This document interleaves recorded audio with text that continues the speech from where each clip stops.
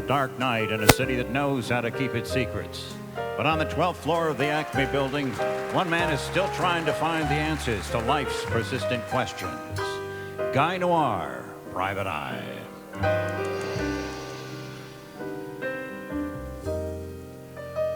I was in Milwaukee, the city that makes things, and I was on the case of the illegal cheese. Rumors of big shipments coming in by ore boat from Minnesota into Milwaukee. So I was staying at a little motel on the waterfront called the Self-Storage Motel, where I could keep an eye on the shipping, big boats coming into the harbor. I had a high-powered cheese detector in my room, and I could aim it at a ship, and if the cargo was dairy products, it sounded an alarm. And I'd run down to the dock, and I'd get on my Harley and see what was what down there. Hey, you up there, you got cheese on this ship? Nein, mein Herr, nein. You got hair on this ship? What? Nein. What, you got yogurt? Nein, ach du, der schwerste Bedarf. Okay, thank you. I was working for a woman named Tamara Tubbs at the Wisconsin Cheese Council. Yes, you see, Milwaukee is recovering from the recession pretty darn well, Mr. Noir, but we would like it to be better. And we've noticed a lot more loginess than usual. You know, people coming late to work, not being able to keep up. We suspect that it's the cheese. Oh? Yes. Minnesota cheese. Oh, I see. Well, you ever meet people from Minnesota? I mean, they're nice in their own way, but not the liveliness, you know, if you know what I mean. Not the liveliest, huh? No. So you think the cheese is to blame for Yes, this, huh? melted cheese from Minnesota. Cheese soup. There is a Slowing people connection. down, huh? Absolutely. So I sat in my motel. I was waiting for boats to come by, and I was watching TV where the Republican presidential candidates were ripping into each other before the big primary on Tuesday. My opponents have now stooped to accusing me of eating broccoli, and I just want to say this once and for all. You can ask my household staff, the cooks, the colored fella who waits on table, the housekeepers, all of them, just ask them. I do not touch broccoli. Never have, never will. And when I'm elected president, the government is not going to force you to eat it either. Lots of ads running on TV, but one right after the other. Pete Moss, a man's man. Other candidates pussyfoot and mollycoddle when it comes to foreigners. Pete Moss says it's time we get tough. I'm personally sick and tired of the President of the United States flying around the world and visiting heads of state. I say let them come to us. We shouldn't be going to them. My opponent, the one who has earned millions from broccoli farming, has traveled to many foreign countries. Why? He owes us an answer. I was watching TV down at the Harbor Cafe one day and waiting for another shipload of cheese when I noticed a man who was eating an omelet that had some broccoli in it. Hey, sir? Yeah. Excuse me? Yeah. Were you aware that they put broccoli in your food there? Huh? Yeah. I asked for some extra. I like it. I like broccoli. It's real good for you. Everybody knows that, sir. Yeah. Kind of getting a bad press, though. I mean, the Supreme Court seems to be on the verge of voting that the government can't force you to eat it. Nobody needs to force me to eat it. I like it. It's good for me, too. Okay. Noir's my name, by the way, Guy Noir. Oh, Jan Janssen here. Oh, I see. Yeah. You're from Wisconsin, right? Yeah. I work in a lumber mill. Sure. Used to. Now I'm in marketing. So what do you make of the Republican primaries, sir? Well, I'm a Republican, but I'm a moderate Republican. Wait, what'd you say? You say you run a laundry in Sheboygan? What? Moderate Republican.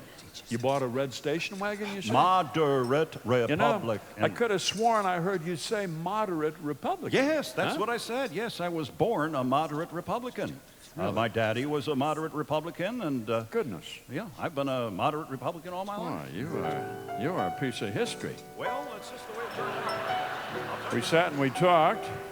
He was a moderate drinker, he told me, and his bowling average was about average. And he taught middle school, and he liked his steaks done medium. And You know, I believe in compromise, Mr. No. Noir. Yeah. Really? I believe in getting along with other people. Well, that's so interesting. Yeah, I accept, one, that a big country is going to have a big government.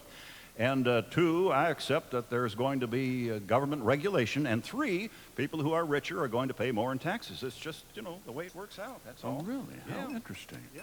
A moderate Republican. That's me. Goodness, that's like meeting a monarchist or Yeah. a prohibitionist. I mean, there are not many of you guys around anymore. Well, there are, actually, but we're in the closet.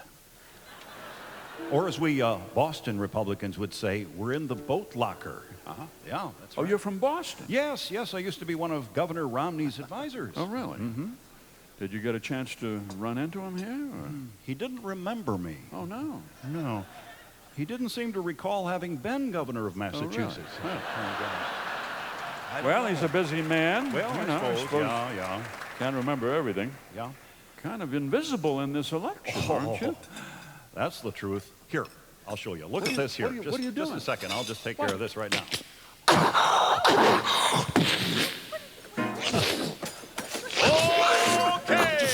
Okay, listen, people.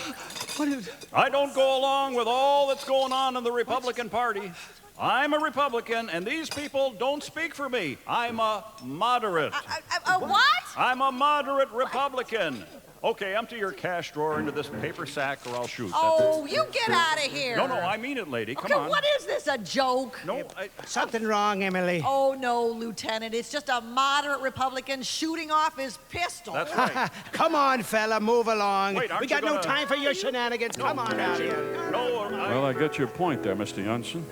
yeah, a moderate Republican can't even get arrested these days. Really? Well, take it easy. Well, Everything's going to turn out okay, I'm sure. I looked over at the TV, and there was another campaign commercial. When I'm elected president, the first thing I'll do is to get government off our backs and get rid of these child labor laws. What is the problem with paying small children to do factory work assembling parts that require smaller fingers? Now, instead of shipping those jobs over to Asia to be filled by small Asian people, our own children can do the work, if only we'll let them. There was my cheese alarm went off there. In my pocket, I forgot to turn it off, so I headed back to the docks where a big ship had pulled up while I was eating lunch. Hey, up there! Yeah? Yeah, you got cheese on your boat? No, we're carrying 680 tons of hummingbirds. 680 tons? Yeah. Well, your boat's riding pretty high in the water for carrying that heavy a cargo, sir.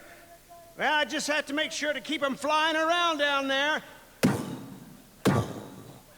What are you hauling hummingbirds for? For lift. For lift? Yeah, if I can get those hummingbirds flying all at once, I can lift this ship right over this dock and onto the canal there. Really? Yeah. You've tried that? No, I haven't tried it, but I believe it can work. You sound like a Democrat. Yeah, darned right. Come on, Hummers, up, get up, come on. Good luck. A dark night in a city that keeps its secrets, where one guy is still trying to find the answers to life's persistent questions. Guy Noir, Private Eye.